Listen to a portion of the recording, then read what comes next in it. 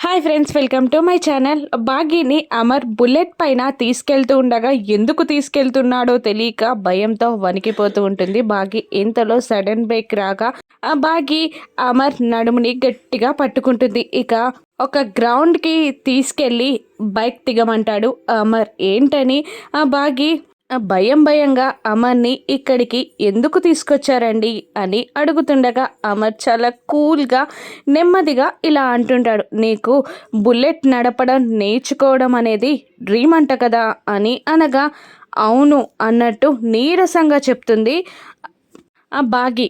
ఇక నేర్పిద్దామని తీసుకొచ్చాను అని అమర్ మెల్లిగా అనగానే తనలోనే తను డాన్స్ చేసుకుంటూ అమర్ చుట్టూ ఆ బుల్లెట్ చుట్టూ గెంతులు వేసినట్టు కళ్ళకని ఒక్కసారిగా షాకింగ్గా అమర్ని చూస్తూ ఉండిపోతుంది బాగి.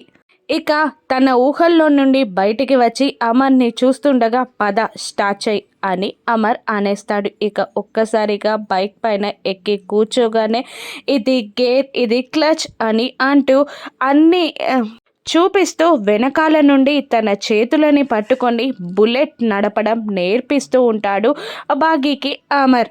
అలా అమర్ నేర్పిస్తూ ఉంటే మనసులో చాలా సంబరపడిపోతూ ఉంటుంది బాగి. కాసేపు అయ్యాక మెల్లిగా చేతులు వదిలేస్తాడు అమర్. ఇక తనే స్వయంగా నడపడంతో తన సంతోషానికి అవధులు లేనట్టు స్పీడ్గా హ్యాపీగా బుల్లెట్ని నడుపుతూ ఉంటుంది బాగి. ఇక వీళ్ళ ప్రేమ కథ ఇలా మొదలవనుందా?